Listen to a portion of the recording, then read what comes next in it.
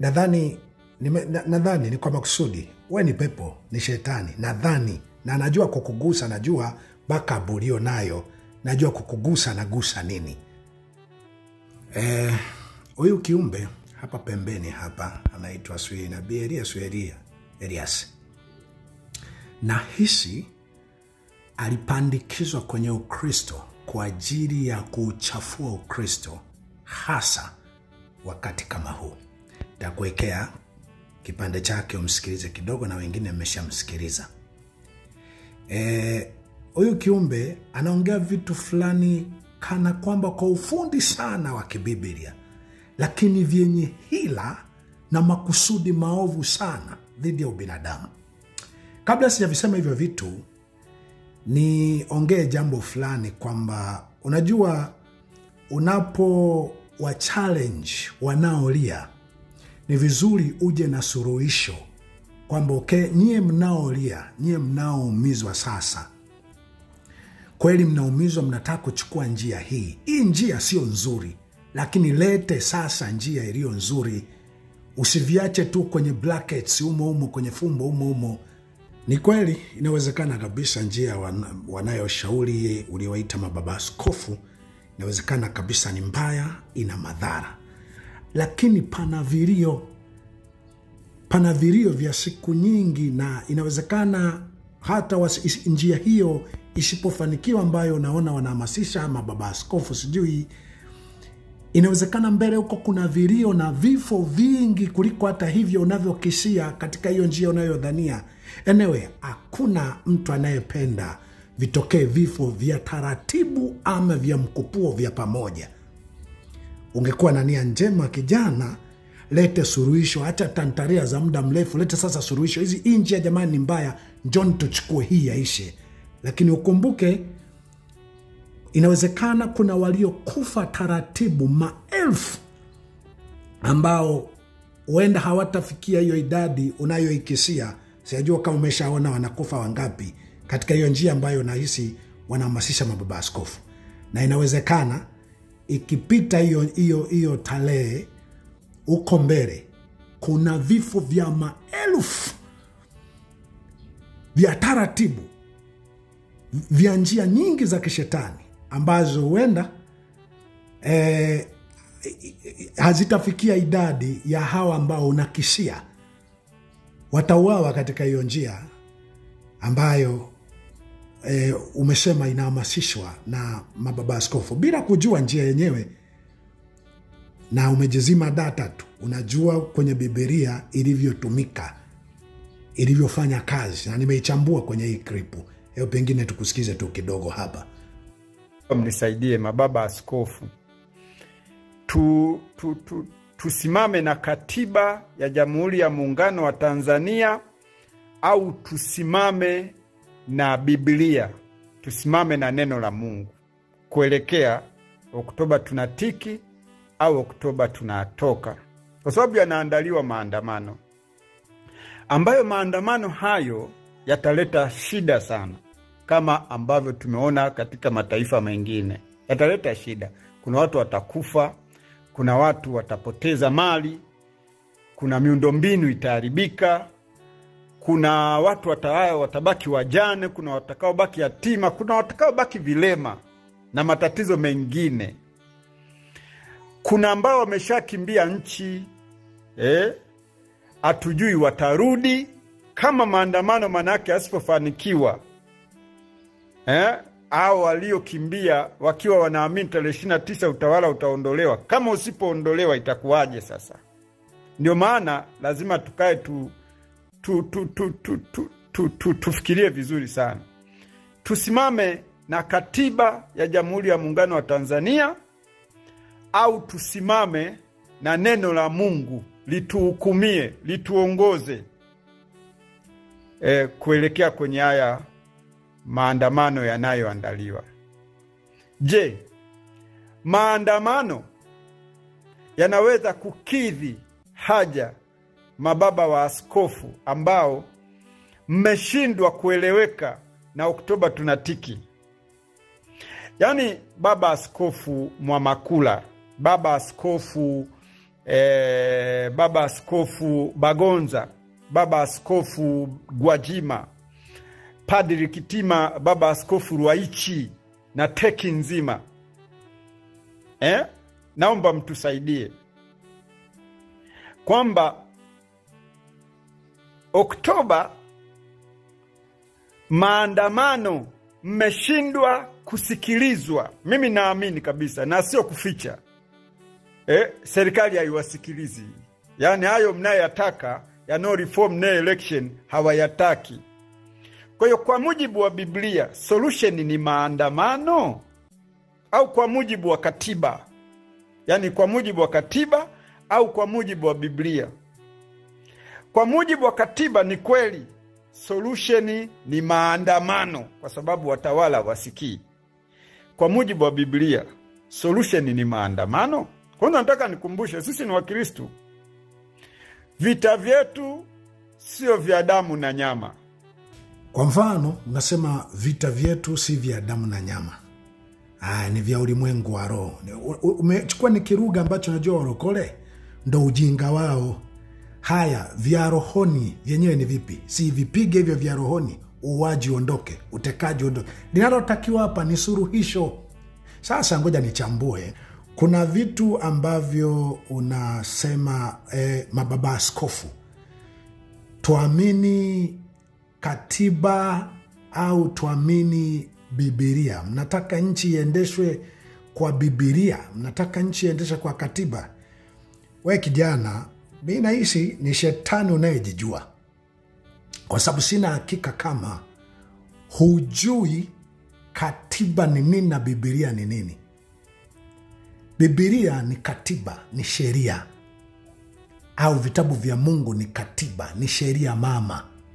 Sheria zote huwa ziko regulated na Biblia. Ndio maana hawa wanaofuata sheria na katiba za nchi huwapa kwa kutumia Biblia, wakimaanisha hii ndiyo sheria mama na katiba mama. Nitakapokuwa natekeleza sheria hizi, katiba hii, nitaangalia sana sheria hizi na katiba hizi mtakazo kuwa nasimamia zisiharibu kwa namna yoyote sheria mama ama katiba mama ambayo ndio Biblia au vitabu vya Mungu.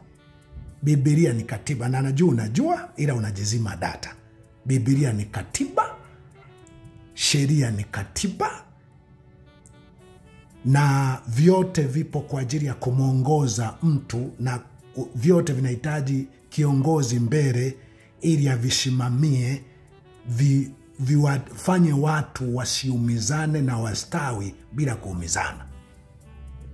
Na kwamba sheria, katiba za nchi zinatungwa kulingana na wakati uliopo bila kuathiri sheria mama ambavyo ni vitabu vya Mungu.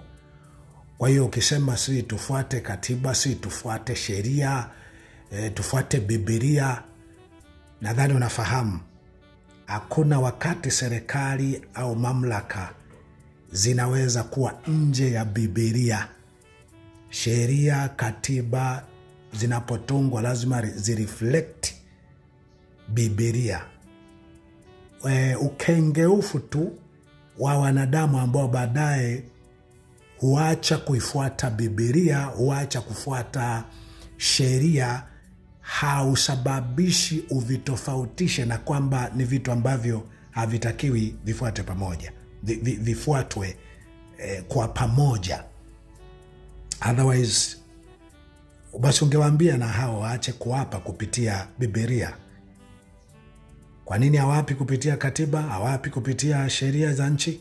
Kwa sababu wanasema Biblia ndiyo sheria mama, ama vitabu vya Mungu ndiyo sheria mama ambayo inatakiwa kuheshimiwa. Kwa hiyo ifuatwe sheria, zifuatwe katiba, ifuatwe Biblia kwa namna ambayo vitaleta suluhu ya wanadamu wanavyopaswa kuishi.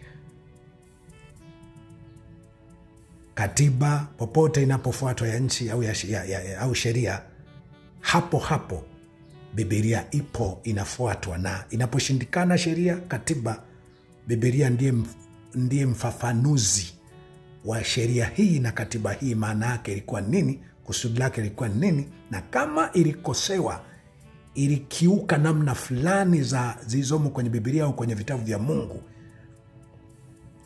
kinachobadilishwa ni sheria, ni katiba ya nchi husika. Jambo lingine, unasema maandamano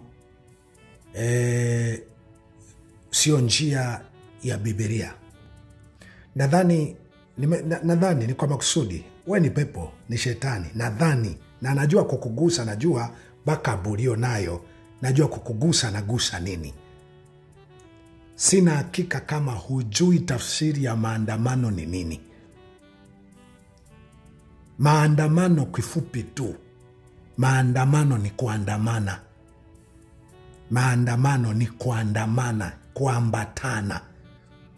Watu fulani kwenda pamoja wanapopinga kitu fulani au wanapopongeza kitu fulani.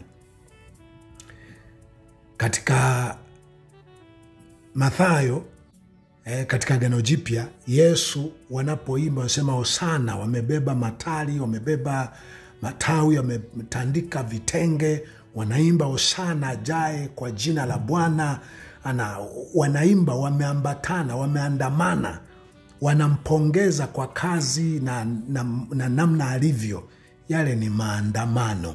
Maandamano ni kuambatana, ni kuandamana, ni jamii, ni watu wawili watatu wanaenda pamoja kudai haki fulani au kupongeza kitu fulani. Nina hakika unajua, ila unajidai kujizima data kwa sababu ya kazi maalum, hasa kwa wakati huu, ya kutia kidonda kwa watu wanaolia. Nitakuja kwenye jambo unalolipinga, lakini gusa nimalizie kwenye maandamano. Maandamano, Yeriko wakati inazungukwa na wana wa Israeli wanataka kupita pale, yale yalikuwa maandamano. Lakini nimekuambia maandamano ni kuambatana, ni kuandamana, watu wawili watatu kwenda juu wanapopongeza kitu ama wanapodai kitu fulani. Sasa umekuja na neno la watu wakiandamana tarehe 29 watauawa wengi sana. Mimi hapa nadhani kwa habari kubwa sana, hujaona pengine nikisema watu waandamane au wasiandamane. Sijasema. Kuna namna ambavyo mimi ninaacha watu watafute haki kwa njia zote ambazo zimewahi tumika kibiblia na kibinadamu. Waitafute haki kwa namna wanavyoona. Panapokuwa na mitego ya hapa na pale, kuna wakati mwingine wengine tunasema anyway, ngoja sisi kichapo tunachokuwa tumekipata kitoshe, alafu tuone wengine njia ambazo wanazitumia zinaweza zikawaje. Lakini nizungumzie maandamano, watu watakufa sana. Mimi nadhani we kijana, nakuita kijana kwa sababu naona una akili ya kipepo. Ni ya ufundi sana, lakini ya kipepo. Elias. Nadhani kwa mfano, utaki watu wafe tarehe 29. Unaamini utekaji upo, mauaji yapo, suluhisho halipo. Na inawezekana baada ya tarehe 29 kutakuwa na mauaji mabaya zaidi, utekaji mbaya zaidi. Lete suluhisho sasa. Kama hao wanaodai haki kwa njia hii watakufa vibaya, na wewe ni mtu wa Mungu, una suluhisho, lete suluhisho. Hivi vifo, hawa waliokufa huko nyuma, majibu yapatikane. Waliotekwa wako wapi? Nani amewateka? Aliyewateka, aliyewaua, chukuliwa hatua stahiki. Ni moja ya faraja na suluhisho ambalo watu wanalihitaji. Pia ufisadi ambao na wewe kuna mahali unachomekea kama unaukemea. Ubinafsi, roho mbaya iliyokithiri katika mamlaka na tawala, leta suluhisho. Sasa njia itatumika ni ipi?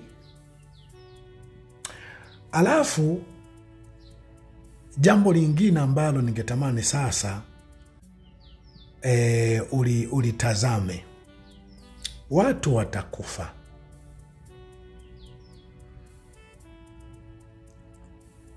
Sijajua unachozungumzia ni kufa kwa wakati mmoja, kwa pamoja, idadi kubwa, au unahofia kufa tu, kufa kwenyewe kwa wingi.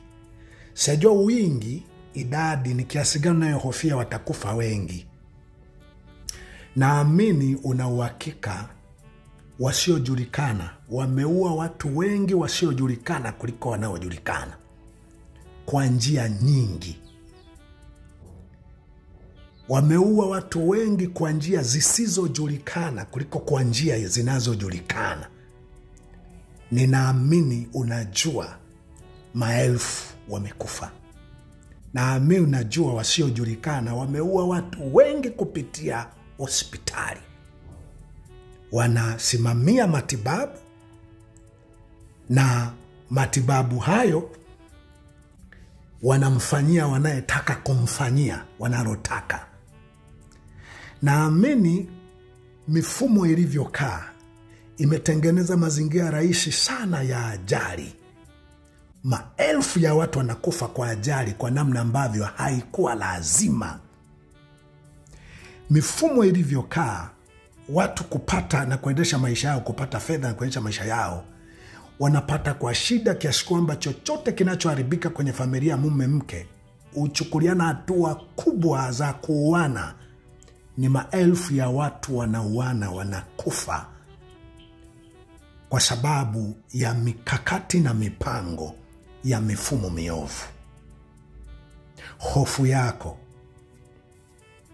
ni watu kufa kwa wakati mmoja, na umeshapiga hesabu watakufa wangapi? Umeshapiga hesabu watakufa wangapi? Umepangana na nani?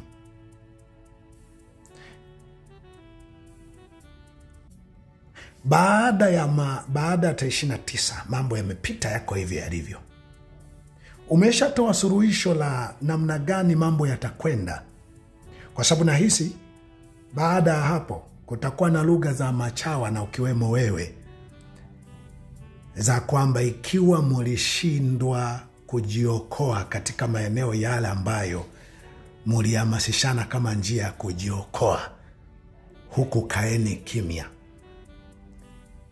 Kutakuwa na nyodo, kutakuwa na madoido. Yani uko mbele kuwa Mtanzania, utakuwa Mtanzania. Kama mambo yatapita hivi hivi, hakuna mazungumzo, hakuna mjadala wa kusimamisha uongozi, mamlaka, na kuona kama ni mamlaka viendeje, visiwe hivi. Mamlaka yakabaki hivi yalivyo, yakaendeshwa mambo hivi. Na kuhakikishia mbele tuendako wa Tanzania, litaeleweka kabisa ile jina, tutakuwa wa Tanzania.